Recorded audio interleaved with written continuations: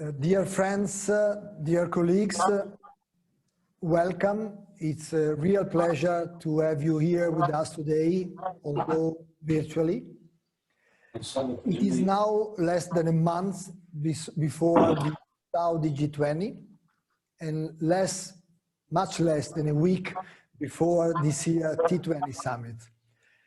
I must commend my Saudi friends, Fahad al-Turki in particular, and the staff of CAPSARC and King Faisal Center for their outstanding job in pulling the many threads together amid the pandemic.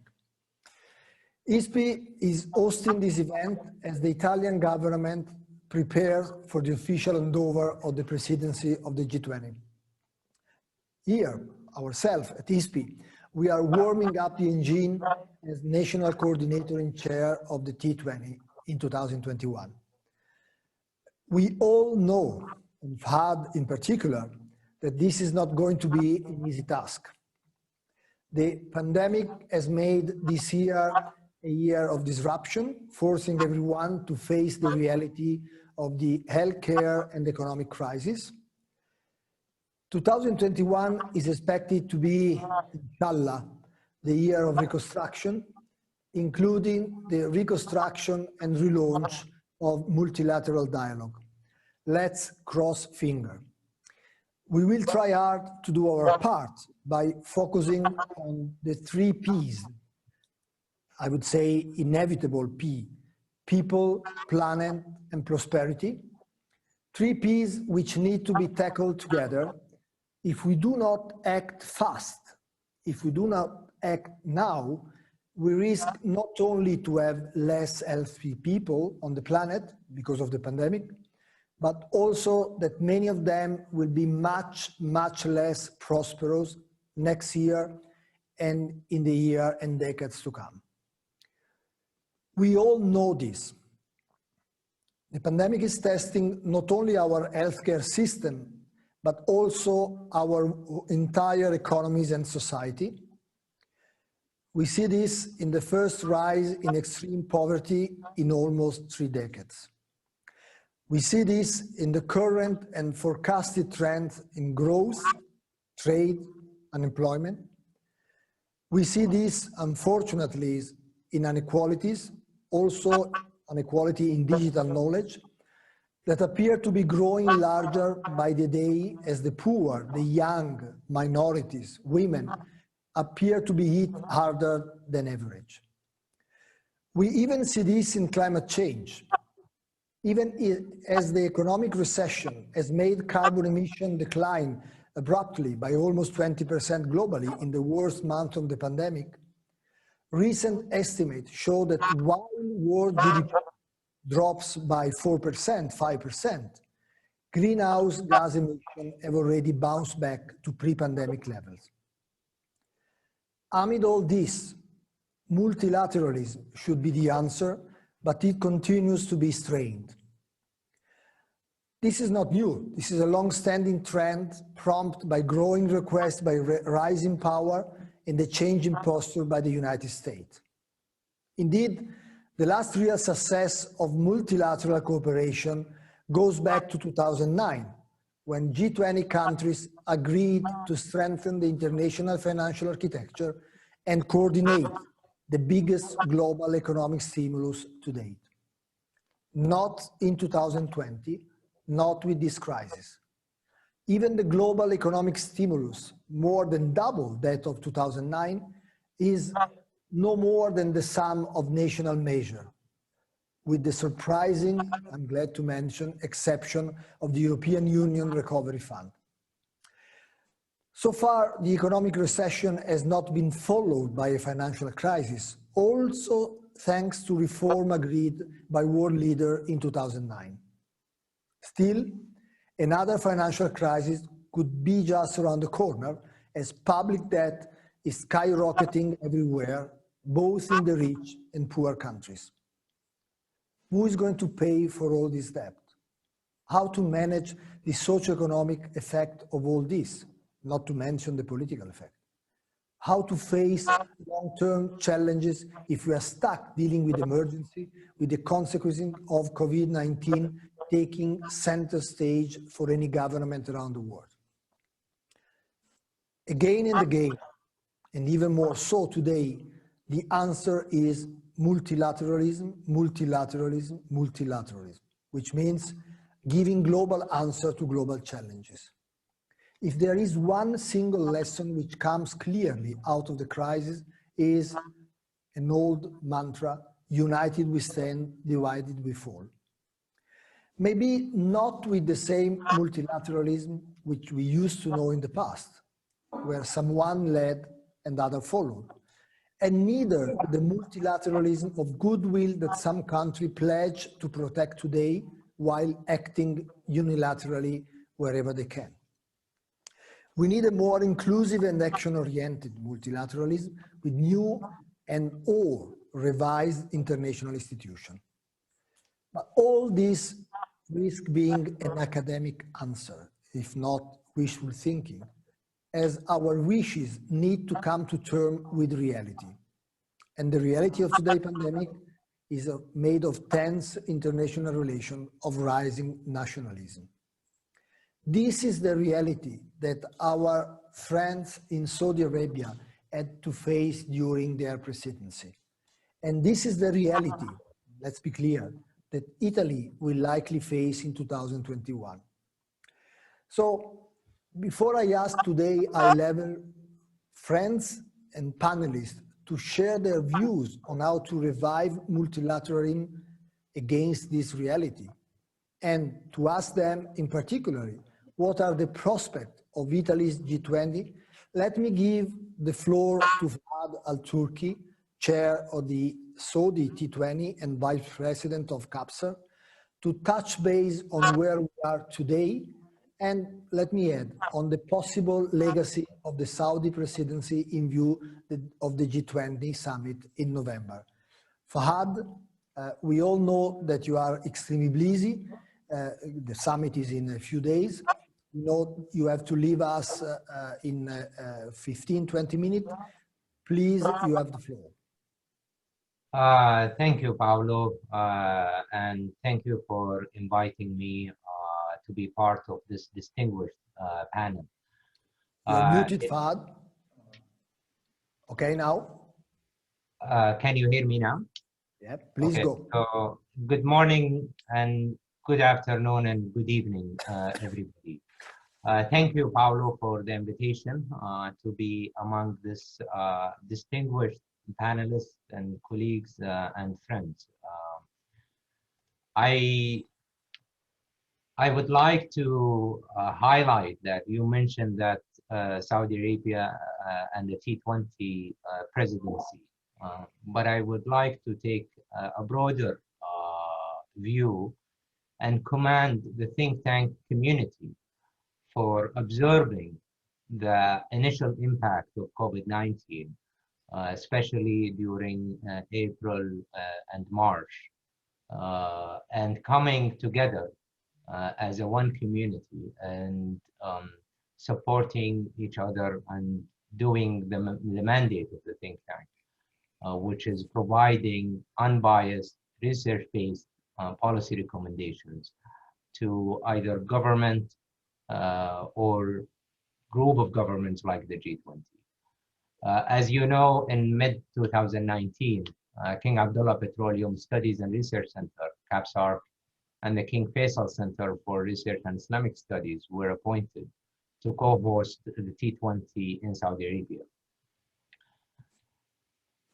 Things have changed since then with COVID-19, but I can say with comfort that the T20 community come together, and more than 600 authors and global policy experts helped in terms of forming the narrative and providing policy recommendations to the G20 countries. And the whole process was very inclusive, including 56 countries and more than 440 institutions to help the world leaders address global problems. We have generated actionable policy proposals in 146 policy briefs that are now published in the website. that have the potential to benefit the world in many ways. These policy briefs have been condensed into the 32 proposals of the T20 communique, which, as you mentioned, will be shared with the G20 presidency here in the Kingdom in a few days. These proposals provide solutions to the most pressing global challenges facing countries today and are guided by the T20 vision of striving for a future of prosperity, sustainability, and inclusion. At the T20 Saudi Arabia, we had planned to host many T20 events, including the T20 Summit physically. Our inception, which many of you have attended back in January, was a tremendous success. The global spread of COVID-19 soon after disrupted many of our plans, but at the same time enabled new ways of working.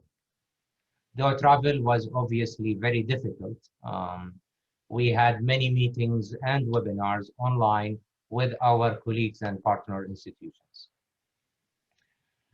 The impact of the pandemic both exacerbated existing issues facing the world and created new ones, as you mentioned. We responded to this new global challenge with the creation of additional task force 11, COVID-19 multidisciplinary approach to complex problems. And that's where the dynamic of the community comes in play. Within 2 weeks of announcing the task force, we received more than 70 proposals for policy briefs. And we consolidated them into 18 policy briefs that focuses on 6 areas of importance.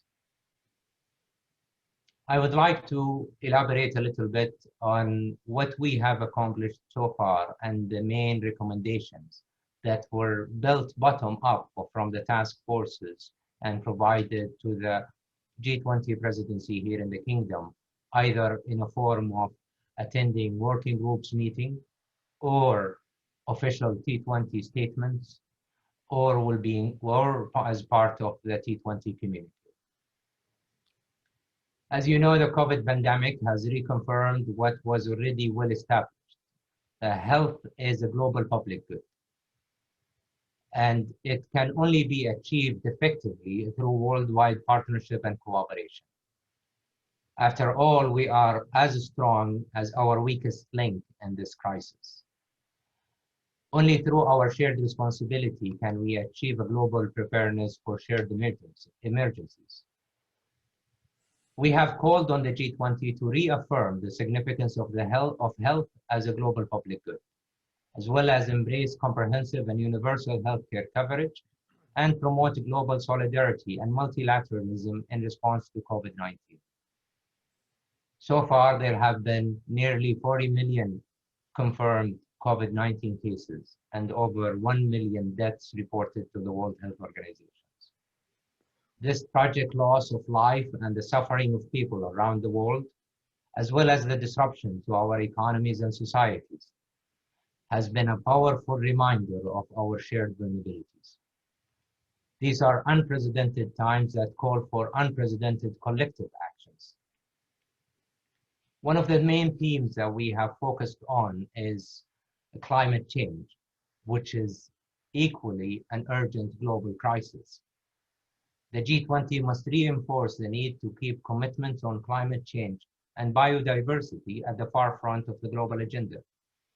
To achieve this, the T20 has recommended utilizing a circular carbon economy approach to ensure carbon neutral energy transitions, strengthening cooperation on climate action to support sustainable and climate resilient economic growth and recovery, and protecting and restoring biodiversity. You touched on an important point in your introductory, Paolo, on the main groups that are most vulnerable to the pandemic, including women, youth, the poor, and the elderly. And the international community must take urgent actions to ensure that the COVID-19 pandemic does not exacerbate social divides and thus contribute to global instability. After all, humans are our greatest assets. To promote empowerment and economic equity for women, youth, and vulnerable groups, we called on the G20 to increase funding for innovative educational solutions that meet the needs of today's youth while creating conditions to prevent future education losses. We also recommended that the G20 countries coordinate government policies to limit the economic impact of COVID-19, adopting international efforts to support the most vulnerable nations and at-risk populations, and develop policies that protect the physical health and economic well-being of migrant workers, preparing them for a more stable and prosperous future. As we learn from previous crises, and you touched on this in the introductory remark, global economic concerns and financial distress require multilateral solutions. The G20 must consider ways to better support and cooperate with multilateral organizations so that they serve their purpose in an efficient, inclusive, and sustainable manner. We have called on the G20 to institute internal reforms to ensure the sustainability and legitimacy of the rules-based multilateral order and improve multilateral cooperation among G20 members and non-members alike. We also recommended the scale-up of multilateral G20 stakeholder engagement to tackle existing policy challenges that affect the global economy, such as public health, climate change, and global conflict. Lastly, we recommended that the G20 promote innovative frameworks that help bridge the investment gap for sustainable and resilient infrastructure. Growing levels of international income and wealth inequality and changes in the structure of global trade, demographics, and immigration have led to the erosion of social cohesion within many states.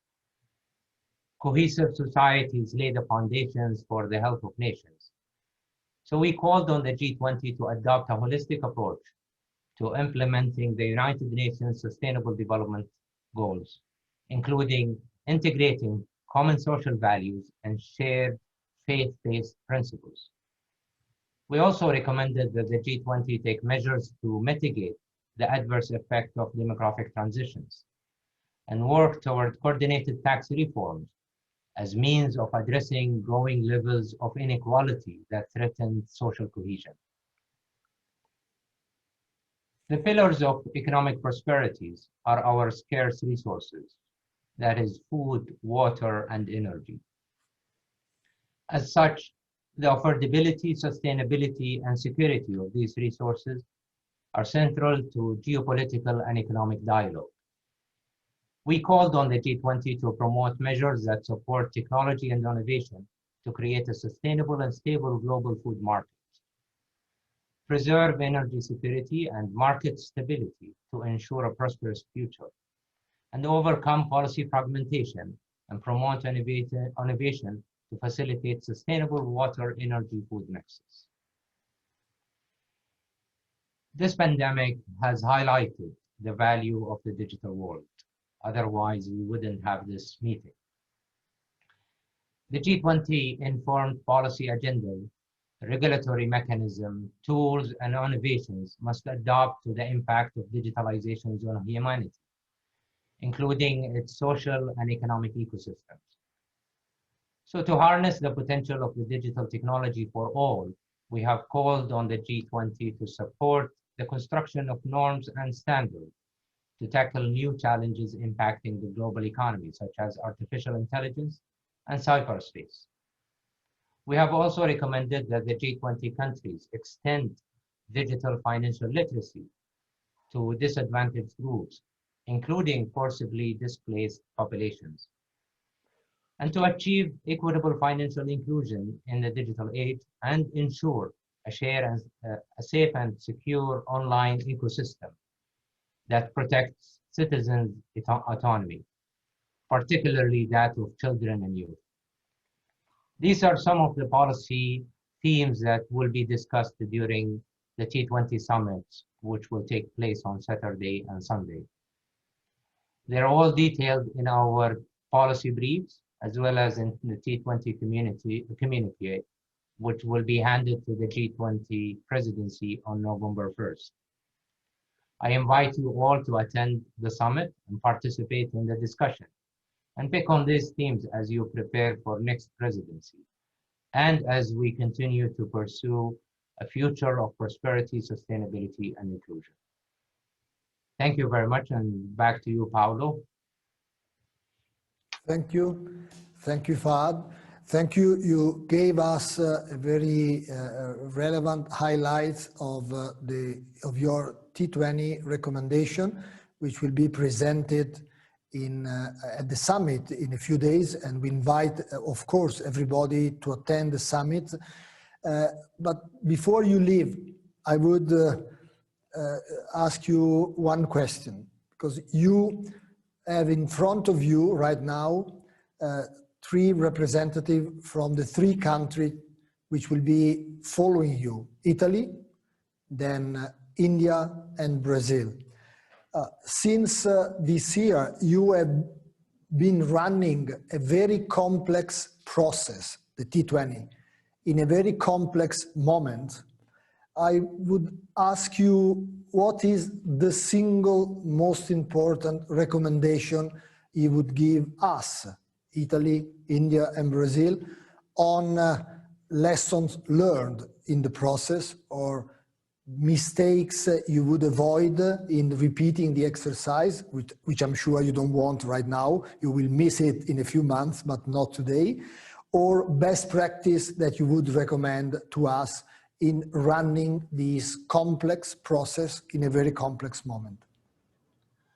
Thank you. I think that's a very, very relevant question. If one thing that I want to leave with this panel in terms of moving forward for the T20 to be more effective is strengthening the role of the Troika. Of course, probably this is outside sometimes of our control because selecting the leading institutions sometimes take longer than ideally. CAPSARC and KF-CRIS were selected in the second half of the year. We would have preferred to be engaged with our Japanese as well as Argentinian counterparties earlier as an official representative of the T20. So if something that goes forward in the future to India as well as Brazil, then the main recommendation would be as soon as possible selecting the leading institution to make sure that the Troika role is more effective. The second, I think, recommendation would be to continue on the legacy issues. You touched on the importance of multilateralism, and you repeated the word three times for an important reason. This is an important element that we build many of our recommendations on.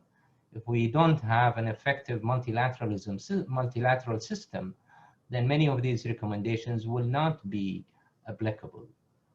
The third recommendation, to be inclusive. The G20 is the group that most of the G20 member countries are the wealthiest countries in the world, addressing issues that are not important or present or pressing issues within their countries. For example, a lot of development issues are a matter of related to the global south and the global north. So I think in our role as a T20, we need to be more inclusive and give the voice of the South an opportunity to be on the table. Have the recommendations, have the voices been heard from them, especially from the region. In T20 Saudi Arabia, there have been more than around 70 countries that participated. So, and many non-G20 countries participated in previous presidencies. And I think we ought to continue that and build on it.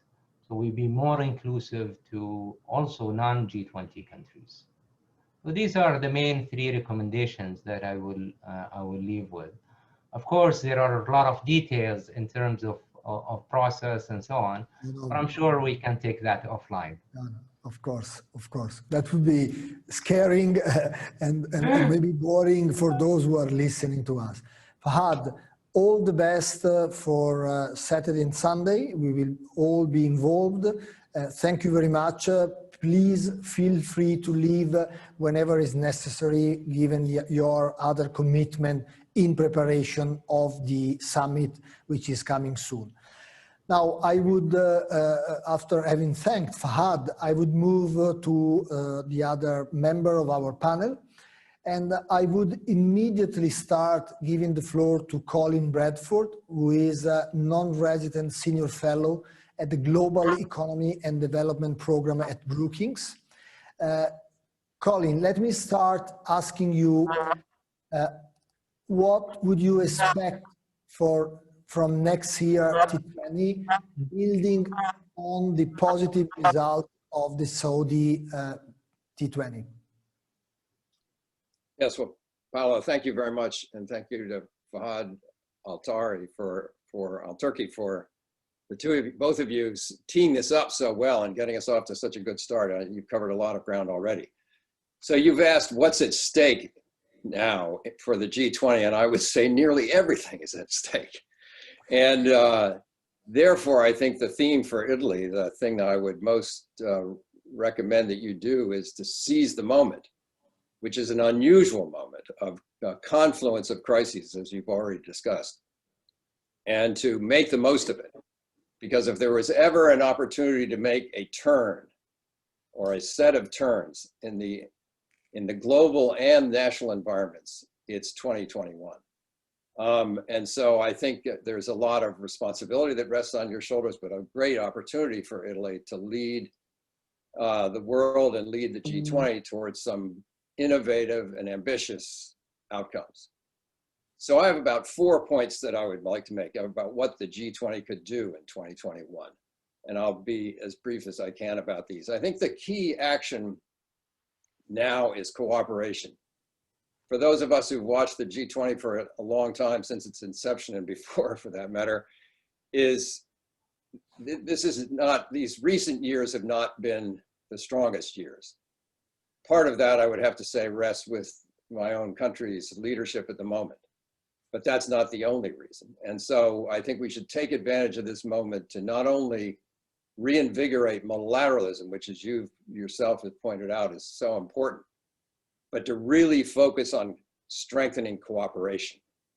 I think cooperation and coordination, showing that the G20 can revive cooperation and make it hurt, I'm tempted to say, make it real, make it deep, is a big challenge.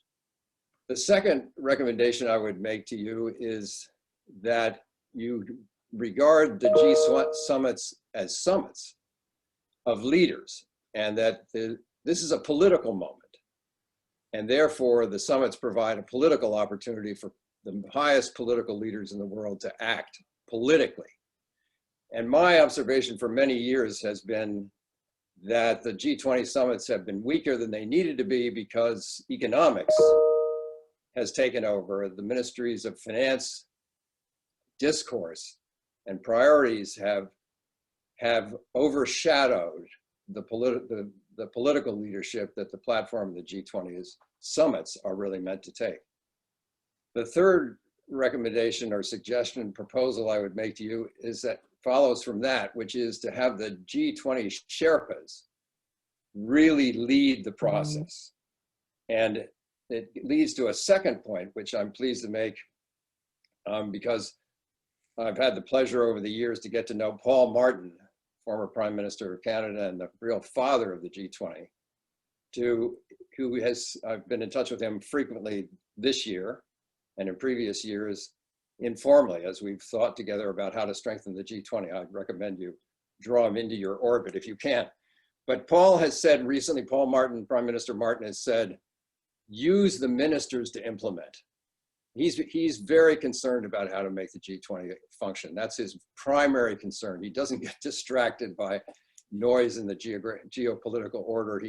He wants the G20 to work, and he suggests using the G20 ministers to get into the details, but that frees up the second recommendation I make, which is to let the leaders lead.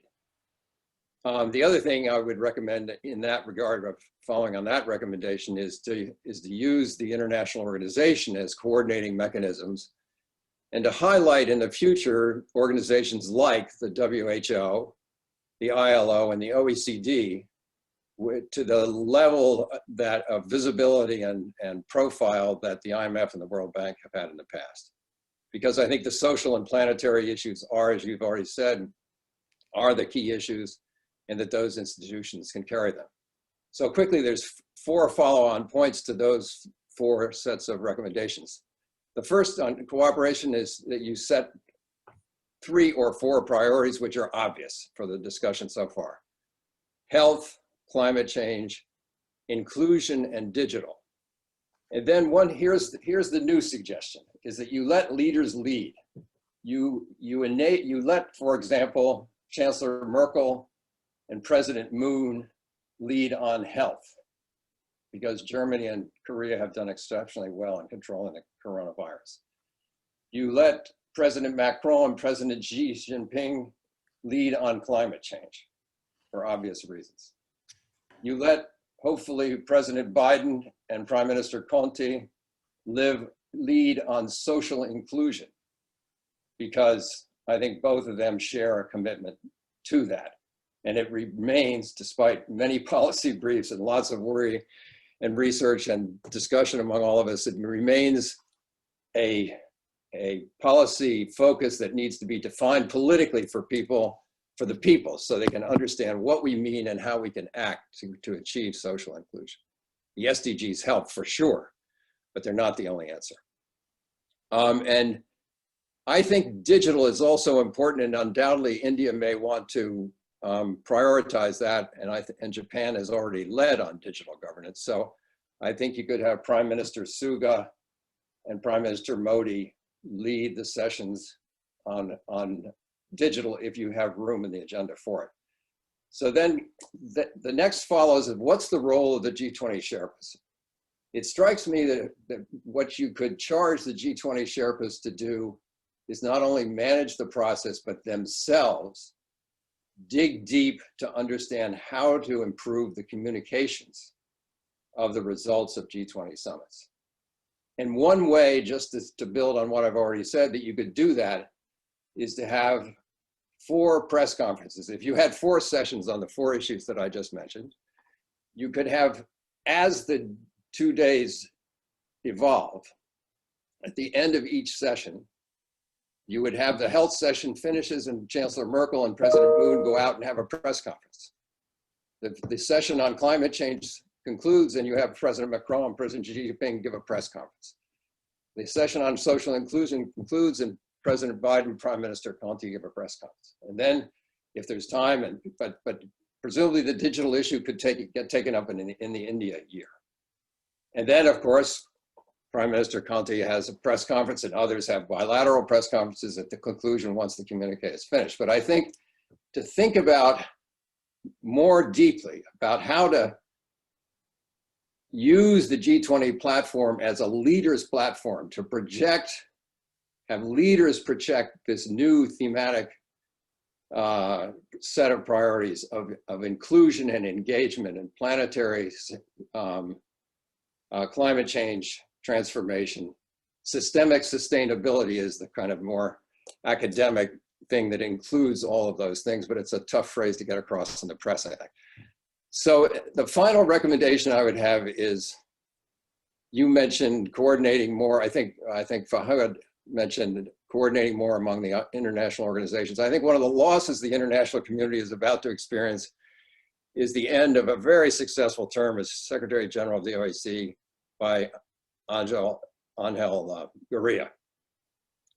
And so my recommendation is that you think about appointing Angel Gurria to be ambassador at large for the G20 to the international organizations as you think about ways to orchestrate them. I hope these suggestions are helpful to you. if I hope they're more than entertaining, I hope they're helpful to you. Thank you very much indeed for pulling us together for this. Thank you, Colin. You found a job for the Secretary General of OECD, and I'm sure Luis will report, but you also drafted a dream team for the G20 next year. But then we have reality, and we have to come to terms with reality. And as you mentioned, reality is made by your own country. You mentioned that, which was somehow a problem. But you also mentioned that that was not the only problem. Can you elaborate briefly on what Europe and, let's say, China, the other big elephant in the room, should do better and should do to help the process to relaunch and to revamp?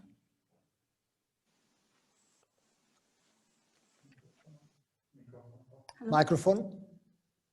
Hi. Hi. Thank you, President. Thank you. This is a problem that's deeply concerned me over the last year and a half or so.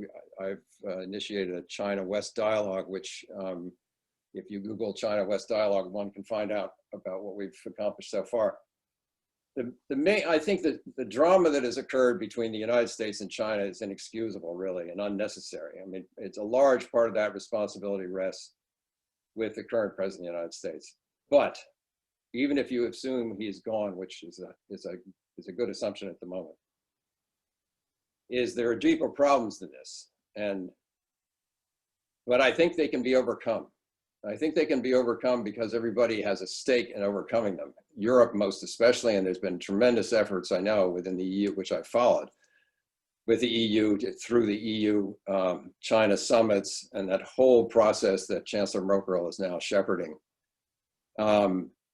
to reset the relationship. And I think the first thing that could happen in a Biden presidency is for the Biden team and the Xi Jinping leadership agreed to call off the rhetorical barrage that has occurred between China and the US, and just silence it and give officials and leaders in our countries and in our governments a chance that between the US and China, and Europe should be part of this, to clear the air and set an agenda.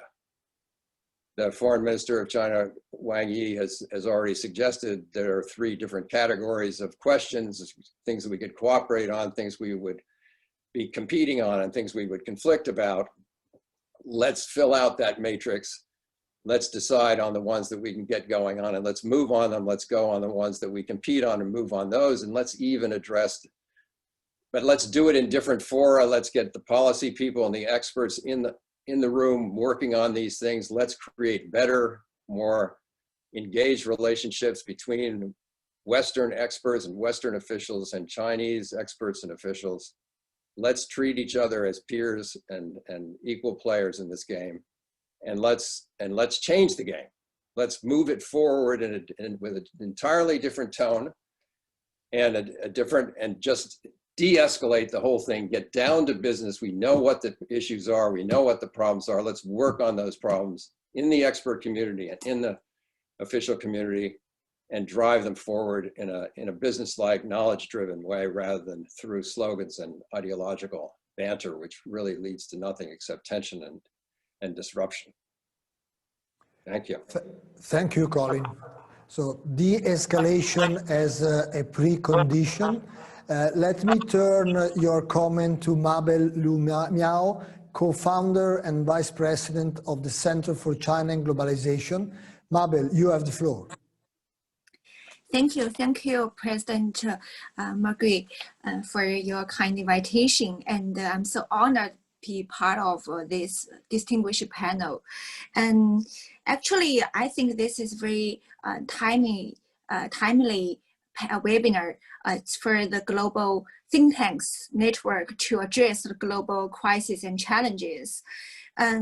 Actually, I think G20 is a very important platform for the global think tanks and the global organizations to play a significant role to address the global crisis, especially on this very important timing. And actually, in this webinar, I would like to propose some suggestions and recommendations for our current multilateralism and the global governance under G20 format. Firstly, I would like to say that under G20 format, the spirit of G20 is the principle of co-governance. The establishment of the new international organizations and mechanism under G20 can aid the reform and the enhancement of the existing structure.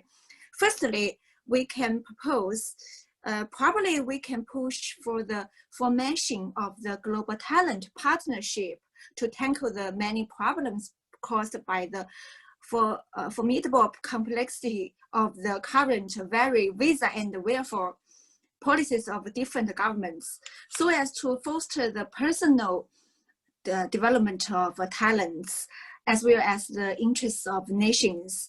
We know that the mobility of professionals and talents is lack of a kind of mechanism for those people. And CCG as an international think tank, we already initiate a kind of international organization to address this problem. We launched the associations of global talent organizations on the Paris Peace Forum. We would like to build up kind of mechanism for those international mobility for talents. Secondly, I would like to propose that e-commerce is a rapidly growing field that's still lacking corresponding global mechanism, and the global e-commerce union of e-commerce companies, experts, and the think tanks can be built to aid its development. Thirdly, we are in the age of data, where data plays an essential role across all industries and it's reshaping our society. And a comprehensive multilateral organization governing data's usage and flow is much needed. Fourth, a global tax organization can be established, we propose. Earlier this year, some European countries already started to impose digital tax on international tech companies, which are caused serious controversies. Although IMF, OECD, and the World Bank and the UN have jointly designed the current international tax mechanism, but a more powerful tax organization can fill in the blank on the international digital tax governance. Fifth, as the unilateralism, protectionism, and many fields, the counter-globalization voices are rising. Think tanks are becoming an important force behind the multilateralism. For example, today we are under the T20 network gathering together. And the T20 network are also like the ISPI organize the international think tank community get together to address the global issues, very important. So I recommend a global think tank association that foster communications and cooperation among think tanks around the world can further increase their influence. Sixth, the global digital currency organization could be created. We know the emergence of the digital currency in recent years have been not only creating legal problems for the governments globally, but also has the potential to fundamentally alter the existing global financial system. We know that the Alibaba-owned financial group will have the largest IPO in this week in human history. The global digital currency organization is very needed. The establishment of the international organization that assembles the international financial and economic institutions, central banks, and the major global financial enterprises and the consumption consumptions, transactions, and payment sectors that have the ability to use digital currency will without doubt become a necessity in the near future. We know that the G20 as established since 2008 would like to address the global financial crisis. Right now, the financial sectors is changing dramatically. The digital currency organization, I think that is very important. Finally, I would like to say that we recommend that G20 should address the very important issue, the greater threat the world faces is the climate change. We know that a few days ago, China's President Xi Jinping made a landmark pledge that China will be the carbon neutral by 2016. And about a week ago, US President candidate John Biden made a wonderful speech putting climate at the center of his vision. So I think this is a common, this is consensus in the future for the great part, especially under G20. And I recommend that before the next UN climate change conference in November 2021, major parts should get together under the umbrella of the climate-oriented G20 in order to forge a fresh consensus. We can, firstly, we can make the upgrade the G7 into the G20, and in China, India, and Russia to the existing G7 would expand its representing from 10% to 47% of the world's population. It would include the world's 6 largest carbon emitters. Crucially, it would bridge fault lines between the industrialized and the developing nations that have hampered previous negotiations. The G10 body would be representative of global climate interest, but also streamlined enough to make rapid progress possible. At the last sentence, I would like to say that maybe I didn't know that the G20 is lack of a kind of secretariat to coordinate the different parties. Maybe we can develop the new secretariat as a long-term mechanism to coordinate the different parties. So thank you very much. Thank you, Mabel, also for your last recommendation, which is new, in fact. I would now move to Luis de Mello, who is Director of the Policy Study Branch at the Economic Department of OECD. Your organization has already been praised. Your Secretary General has already been appointed as Ambassador at Large by Colin. But let me turn and give you the floor for your recommendation and suggestion. Thank you very much, Paolo. It's a pleasure to be here today. Thanks, Colin. I'll not forget to mention to Secretary General Gurria about your thought. I'm sure he'll appreciate it. And thanks, Paolo, for your references to the OECD and our contributions to the G20. Indeed, we've been supporting the G20 from the very beginning in different strands of work, in different tracks of the G20 work. So it's a great pleasure to continue to do so in future presidencies. But Paolo, you mentioned in the set of questions you laid out at the beginning a very important point, which is about how to enhance multilateral cooperation in the world we have today. I'll try to say a few points about that, linking it then to the Italian, a few thoughts about the Italian presidency, and hopefully I'll try and connect those thoughts in a coherent manner. But you mentioned about multilateralism. And Colin mentioned it, we're always struggling with that challenge. On the one hand, we are facing policy challenges and policy problems that are clearly of a multilateral nature. The pandemic itself, climate change that was mentioned by both Colin and Mabel, trade, taxation, and at the same time, there is less and less appetite for multilateral cooperation. In fact, in many cases, what we are seeing is a rise in inward-looking policies, a preference for unilateral domestic solutions, a fragmentation of the global policy landscape.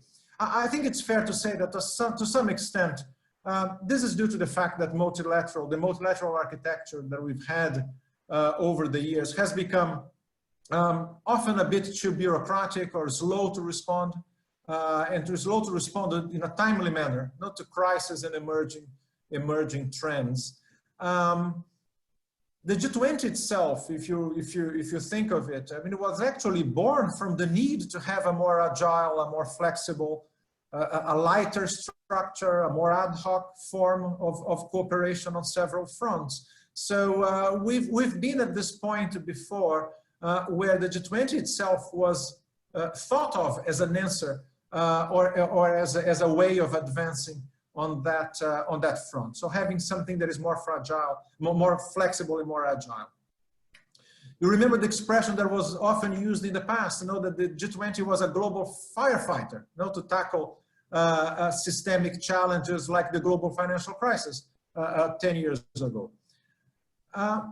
There has been a lot of progress, I find, on a number of areas. Multilateral cooperation, for instance, this year alone, if you think of the Saudi presidency, has been fruitful in many areas. The finance ministers agreed on a G20 action plan. The DSSI, I think it's another important achievement of this year's presidency that basically allows poorer countries to concentrate their resources on fighting the pandemic through that forgiveness. But in other areas, obviously, there has been a lot less progress. I would say the joint finance and health ministers meeting recently reached a consensus on a path forward, but the health ministers have not been able to agree on a statement. And commitments on trade, for instance, I think we could all agree that it could have been more ambitious, commensurate with the challenge that we are facing there.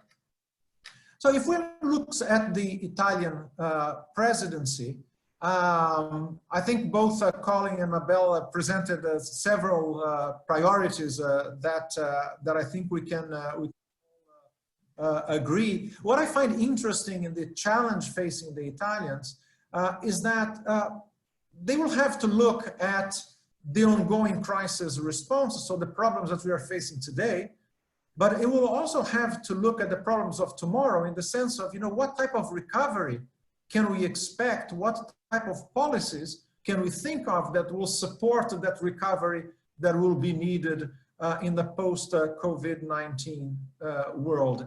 And also they will have to look at the problems of yesterday, all those pre-existing mega trends that our economies were facing, issues related to inequality, issues related to the secular fall in productivity growth that is so crucial for future prosperity in the world, the issue of climate change again, of digitalization, and so on.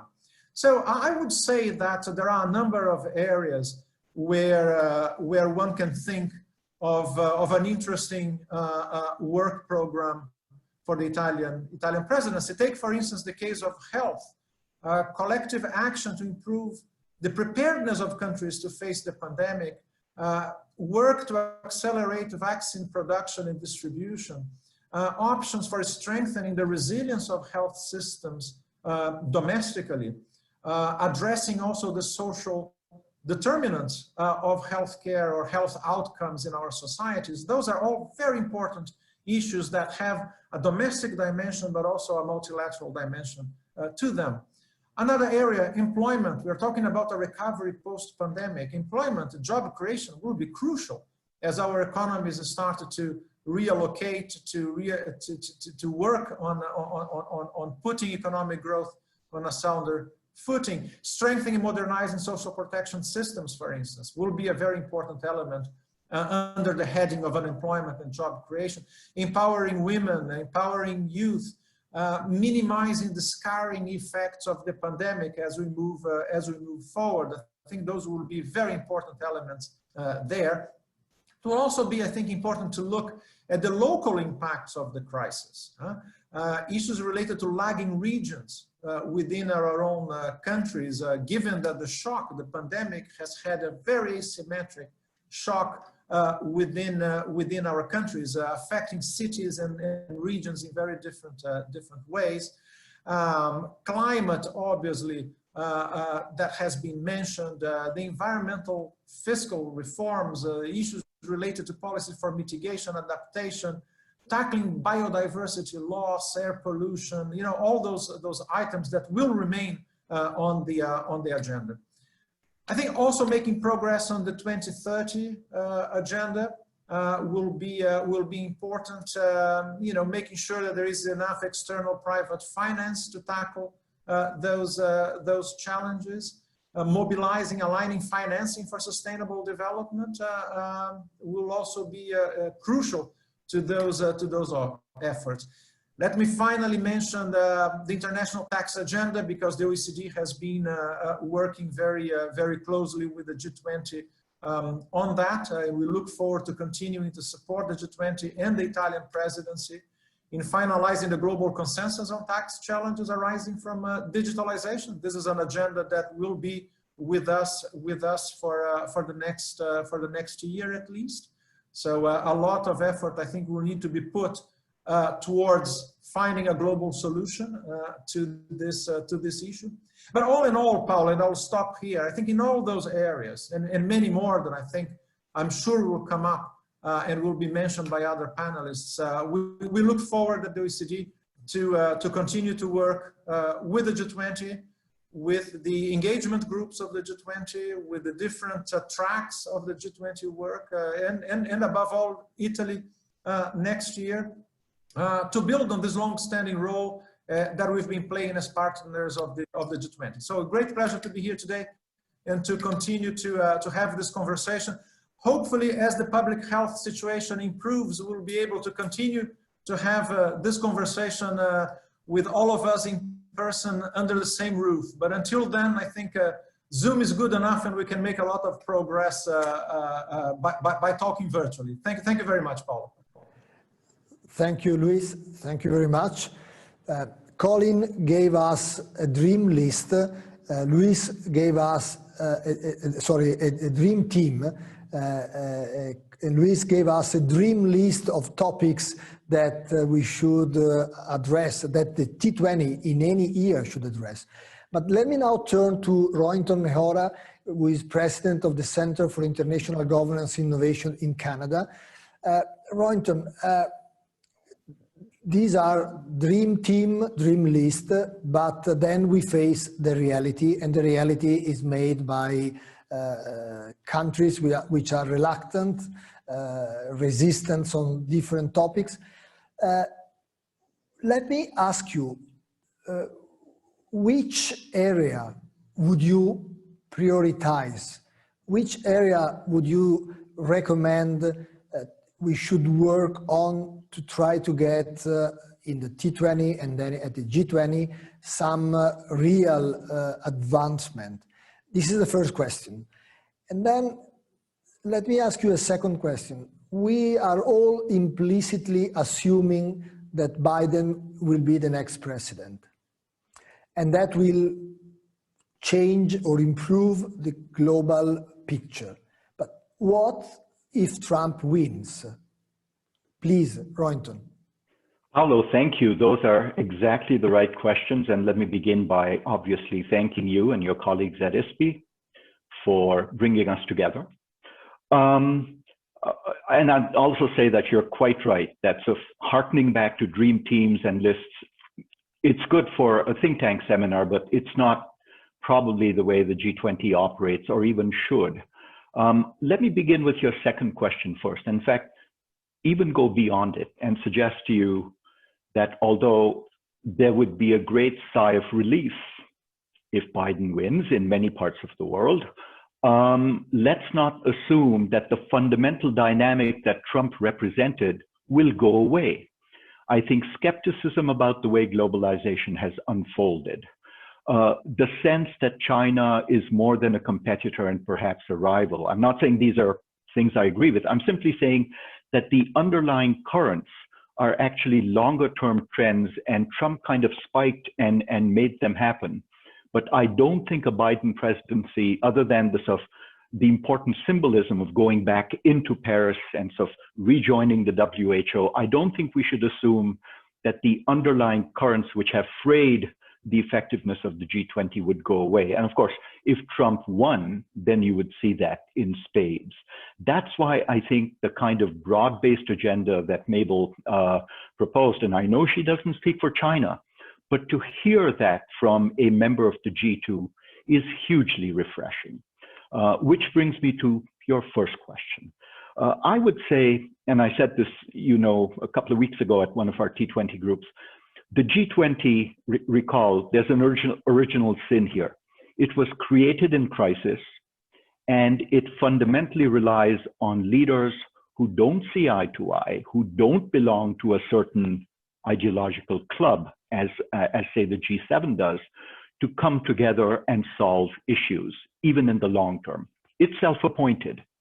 The fact that they cannot meet, and the fact that they're dealing with a crisis that's outside their comfort zone, which is to say it's not a financial trade traditional crisis of the kind we're used to, is a huge impediment, and I think has contributed hugely to the drift that we've seen in the G20 this year. And so, like everyone, I do think that Italy, India, and Brazil have their work cut out for themselves. It has to be an in-person meeting. Leaders, as Paul Martin used to say, have to look each other in the eye and talk through issues, especially one that's kind of diffuse.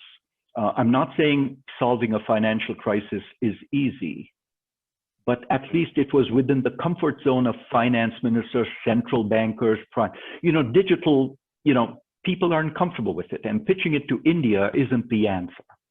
So I'd say, what is it that what is it that the G20 can do to advance the G20 agenda, as you put it? I'd say don't confuse urgent and important, and don't let urgent squeeze out important. I do think that traditional G20 issues such as debt relief and sort of macroeconomic coordination are more important than ever, especially because, as you've noted and others have noted, governments are more and more in debt and deficit situations, but it's an unequal one in which some countries can go beyond budget constraints, and many countries, particularly in Africa and Latin America, cannot. And so we have to have a systematized sovereign debt resolution mechanism. That's a good example of my point about urgent versus important. We need one. We've been talking about that for over a decade, actually more. We don't have one. But if we had a systematized sovereign debt resolution system, we would find that crises are that much easier to resolve. And so that's one. Certainly on trade, I'd make the broader point that the G20, as the self-appointed steward of globalization, has to understand how we want to govern trade and global health.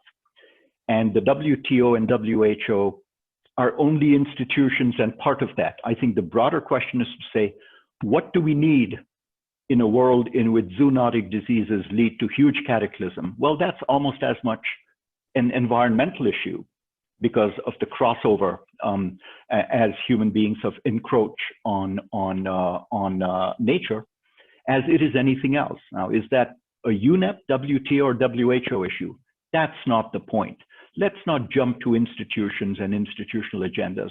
And I think the G20 at the leaders level was exactly meant to think through these kinds of issues.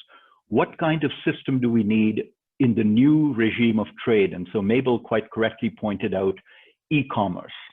In the digital era, taxation of digital platforms becomes important. And I think the work that's being done at the OECD, which is not representative, by the way, of the G20 membership, is hugely important. How do we get that to happen as governments seek more and more sources of fair revenue to deal with their budget deficit? So I think the digital agenda actually takes us into trade, health, and environment in ways that we haven't thought through, but that's why we have a G20, that's why we have leaders.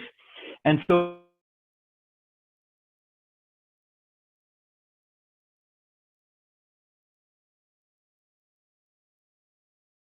COVAX, and even on So it. we have a problem with your Impo- connection. Can you hear me? Paolo, can you hear me? Cosa dobbiamo fare? Can you hear me now? I suspect Paolo is having a problem with the connection. Paolo is back. Okay, if all of you can hear, let me just end on that point that I think COVAX is a glimmer of hope in the way this pandemic has unfolded. Important countries have not signed up, and it's basically a vaccine subsidization and distribution mechanism.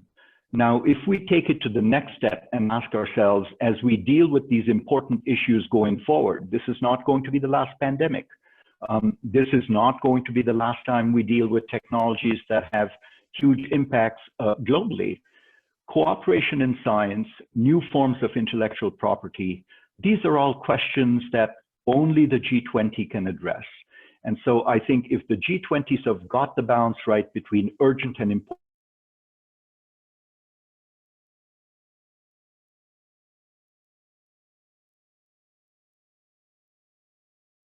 right conversation, but India and Brazil have a golden opportunity, and we should be thinking in 1, 2, 3-year terms in this case to get it right, because if we don't, as you said at the outset, Paolo, just about everything that we hold dear becomes at stake.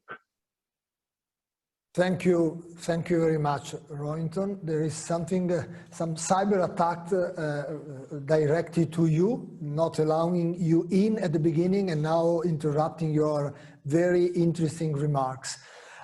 Let me now move to my and our Indian and Brazilian friends. Carlos Ivan and Samir, both Fahad and Rohinton underline that you should do your best to have your government appoint the Indian and Brazilian representative as soon as possible. I went through that in the last few months, and I know how difficult it is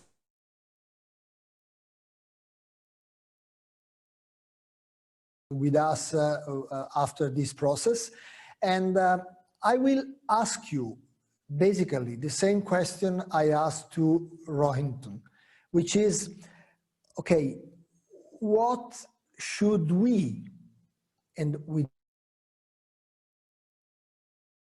the Troika mentioned several times, what should we try to address as a priority out of the many topics which the G20 is addressing? And what would be your recommendation to the first step of this Troika, which is Italy? Samir Saran is the president of the Observer Research Foundation in India. You have the floor, Samir. Paolo, to be honest, if anyone had concrete advice to give to you and an agenda to give to you, they deserve the next Nobel Prize. I don't think I have the wisdom to advise you on what to do in 2021. I can certainly tell you that it's going to be part getting the vaccine to everyone, or to at least a significant amount of people, so that you can get a significant amount of the economy back on track, so that you can get a degree of capabilities within government treasuries to act on the more important issues. And I completely agree with Rohinton. There are urgent and important issues, and some of the original purposes of the G20 have only been reconfirmed by the pandemic, which is issues around sovereign debt. You have plenty of it at this time. Issues around prudential norms and prudential lending. And I think we are going to have to confront those as well, because countries are going to perhaps be sometimes promiscuous in the way they spend. And you will see some of that come up as well in the coming years. So we have to be on our guard. And of course, you also have to revive and resuscitate the trade agenda if globalization has to work. Globalization without trade is virtual meetings on Zoom and nothing else. So let me now respond to the bigger question. I think I generally and in some sense wholeheartedly agree with many of the points already made from Colin, from Rohinton, from Louise, from Mabel. And In that sense, the issues can't be disputed and can't be debated. I don't think that's the issue really. We all know what the problem is. I think the challenge is how do we solve it? Knowing the problem was never a issue when it came to think tanks and when it came to sensible governments. Prioritizing them and getting the machineries to act on them was always the issue.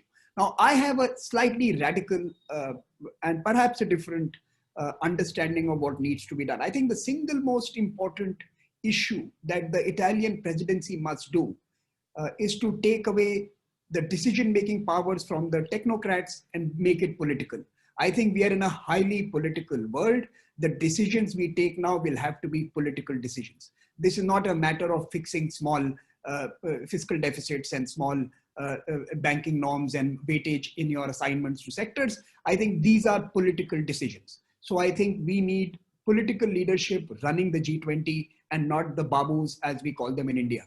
Take it back from the bureaucrats. In 2008, we surrendered our future to the bureaucrats. Now, that was a different moment. This is a different time. We are living in a very complex world. We are also facing a very complex challenges, which is affecting every facet of our existence and in fact, our engagement with each other. So I think the first suggestion to the Italian leadership would be to make this a very political process because technocrats will not solve the challenge. Now, therefore, I would also suggest that perhaps it is important for Brazil, Italy, India, and Saudi Arabia to meet very early on. I think we need to informally create a 3-year plan where starting with Italy, going to India and culminating in Brazil, the political leadership is aligned on moving the posts block by block to a certain direction. And that troika must be at the core of the Italian process, of the Indian process, and of course, the Brazilian as well. So I think the 3 presidencies must create a 3-year plan to get out of this, because anyone who tells you that this is a 6-month issue is lying. We don't know. And I'm not saying it's not, but I would be a little conservative and perhaps suggest that it's going to take at least 2 to 3 years before we start seeing business as usual. Perhaps we will never see business as usual, but a degree of certainty return to our estimation. That's my first suggestion. It's going to be a very political year and it will have to be driven by political leadership. Second, it is highly geopolitical. The moment you are taking over the presidency is highly geopolitical moment and Joe Biden will not change that. I think the deep state in the United States and the Wall Street and the elite street in the United States have reached a consensus. They have reached a consensus that it is difficult to work with China in the current formats. And I don't believe Joe Biden is going to change that. And please understand that you will have to navigate this when you try to create a consensus framework at the end of your presidency. So I think our challenge is to create certain degree of rational political choices for all of us, even as we have 2 distinct political moods confront each other. And I am not blaming the Americans here, nor am I blaming the Chinese. I think both are digging in and both are irrational. And I don't think either of them is behaving rationally at this time. So we, the others, will have to find a basis for creating something sensible that responds to the challenges of the vaccine, the recovery of the economy, response to climate challenges, sustainable development goals, and everything else that we have listed, including technology and trade and e-services and commerce and taxation.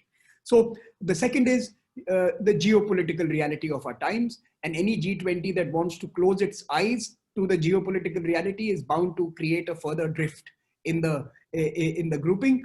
Those who understand that this is a highly supercharged times, they can perhaps create a balance. And the final point, interestingly, is the perception. And I think this is extremely important at a time when there is a general degree of disenchantment with globalization, aka global institutions, aka global bureaucracy. There is a retrenchment. G20 has to connect to the streets. I think we have to find a format, and perhaps T20 and B20 and Women 20 and Civil 20 and I don't know, create some avatar. It has to come closer to the people. The people look at us as being distant from their daily needs, their daily aspirations, their daily challenges. G20 has to respond to the popular, otherwise the populists will finish you off. So if you need to be an organization that is able to navigate the current hyper-mediated world where everyone with a Twitter account has a voice. You will have to find ways of engaging with that everyone who has that voice. So I think the G20 has to step off the pedestal and has to come closer to the constituencies they seek to serve at this time. And they will have to create some funnels and pathways that creates a bridge between mobilizations, communities, and men and women on the streets, and their decision-making bodies. I don't want to go into the agenda. Best of luck with that. But I must tell you that the 3-year plan is a good idea. 1 year is not sufficient to get over this. We should be building a 3-year agenda. And I hope the Italian Prime Minister, Indian Prime Minister, and the Brazilian President can have at least a virtual conference at the beginning of next year so that we carry forward the work done by one, or we achieve certain outcomes at the end of it. Thank you very much. Thank you, Samir. Very useful. And I'm now glad to continue in the 3-year plan that you mentioned, giving the floor to Carlo Ivan Simonse Leal, President of Getúlio Vargas Foundation in Brazil. Carlo, you have the floor. Thank you. Clearly, the deglobalization process had started before the pandemic. The United States and other countries were already creating barriers to imports. And other countries like China and so forth were reacting to that. So we cannot deny that deglobalization was already started. This affects employment, especially in the industrial sector of those countries that are exporters of industrial goods. Second, the digitalization, which affects mostly the service sector, was extremely accelerated. I don't say that it affects every sector, it affects every sector, but it affects enormously the service sector. It has been accelerated, and that affects jobs in the middle class, especially low middle class and middle class. This won't go away after the pandemic is finished. This has come to stay. A new competitive environment forces firms to modernize, if I may use that word, and therefore unemployment is going to grow in the middle class. And that affects developed economies. On the other hand, it's foreseeable that some debt instability is possible. Countries have been pushing for expenditures that are clearly beyond their means, and internal debt has been exploded beyond the threshold of 100% of GNP. Some countries, some few countries are already beyond 200% of GNP.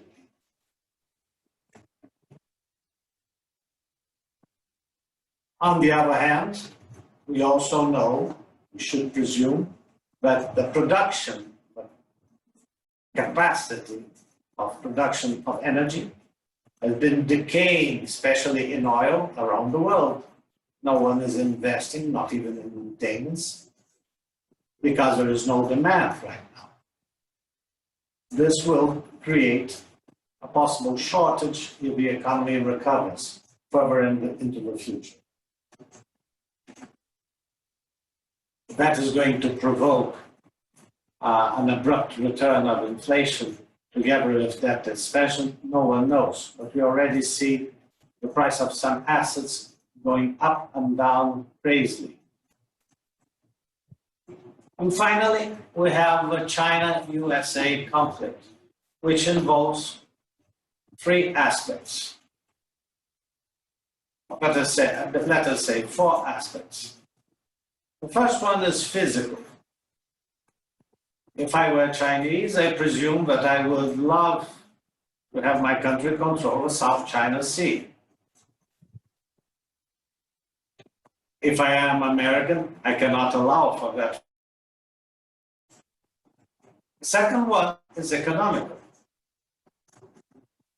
If China controls the area of the South China Sea, it is natural that it will try to exclude the dollar from being the reserve currency of that region. And that would provoke the leverage of the American economy, something which would be very dangerous for the USA. Thirdly, there is a history. The United States came to that region more than 100 years ago, around 1853. Japan first and other countries. And China has been there for centuries. So these 3 aspects are very important. But not only that. If one is playing a very competitive game, one would presume that it would be in the best interest of the United States to detain China peacefully. Avoid a war, but to contain China.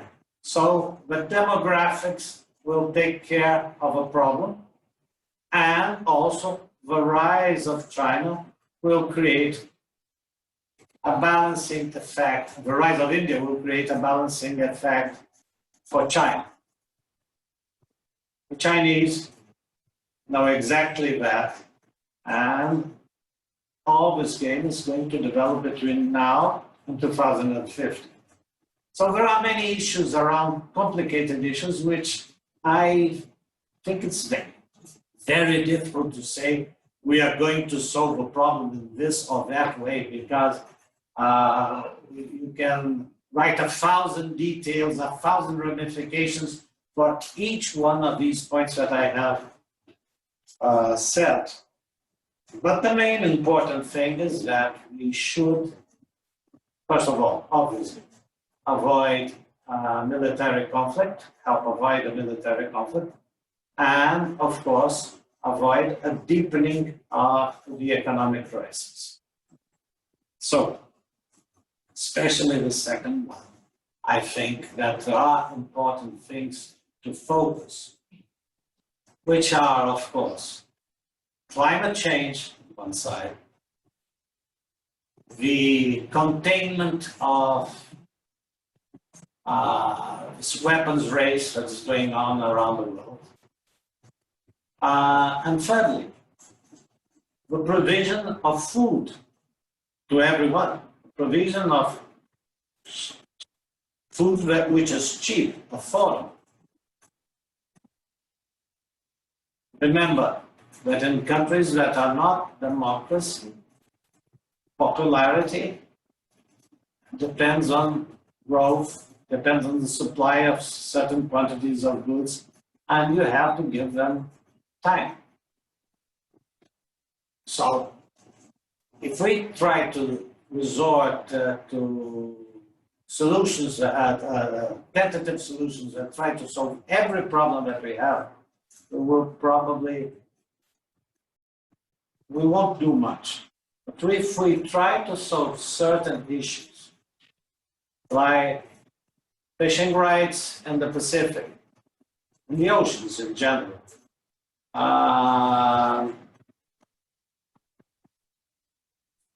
food subsidies, food protectionism, and so forth, maybe we can create a better environment.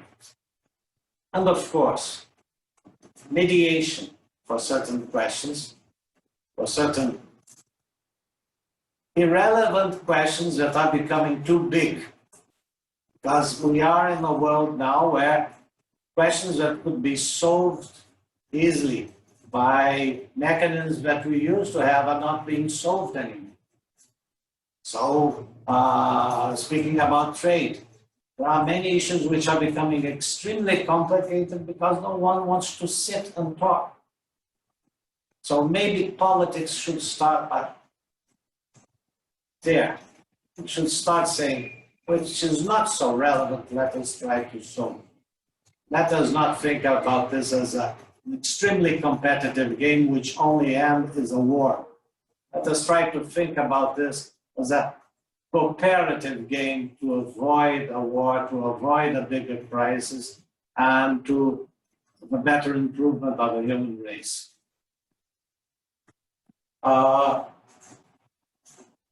We say that there is a lack of leadership in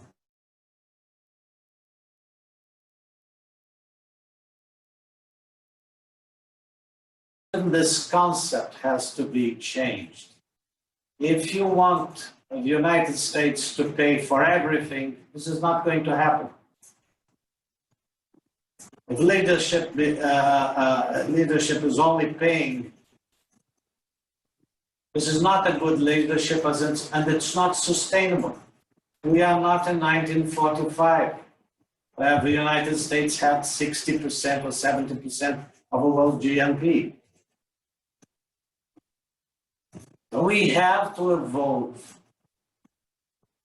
to better leadership. We have to evolve to look at the amount of acquired rights that we have created around the world.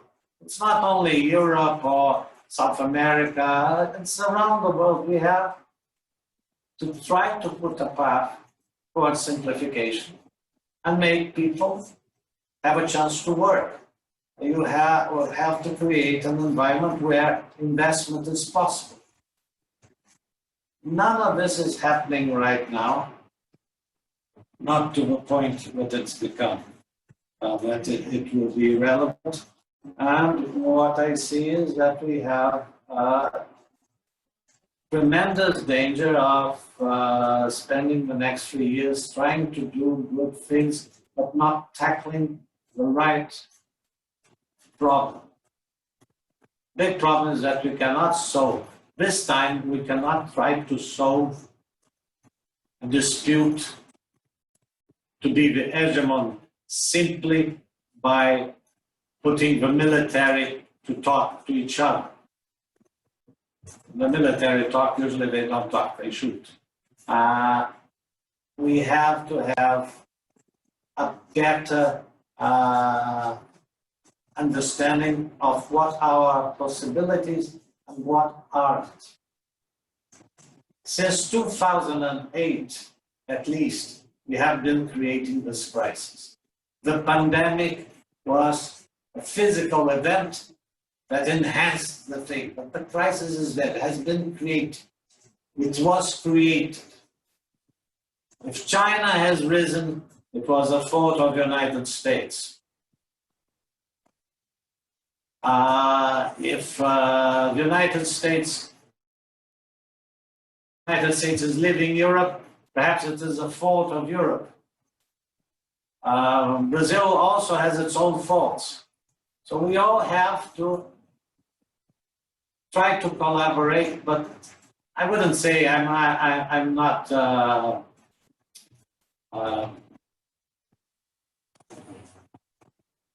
it would be infantile to try to say you have to come with an open heart, but let us come with an open mind to understanding each other. So I know every one of us know what are the interests of our parties. We know what we agree, what we don't agree. Sometimes we feign that we don't agree when in fact we could agree. And we are losing our time in these negotiations. We should go forth for better healthcare, better mobility in the world, better communication, more trade. This moment it will be difficult. Everyone's taking care of its own self. But food security for everyone, water security, which is very important, reducement of expenditure in armaments around the world, and so forth. So my point of view is that maybe this is too idealistic, but we need some idealism.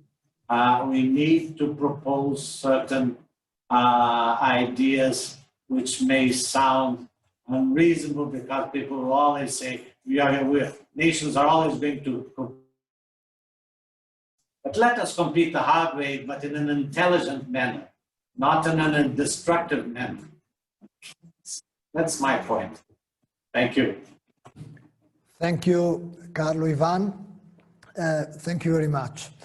After these meetings, and I have had several with Fahad, I am every time increasingly scared by the challenge for Italy, the challenge for my institute, for ISPI, but at the same time increasingly enthusiastic about the year ahead, about our joint effort with you and with many other friends from all over the world.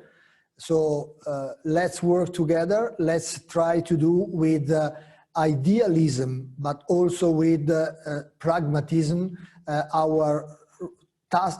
Let's play our task next year and in the next 3 years at least, as Samir mentioned. Thank you very much to all of you, and see you soon, my friends.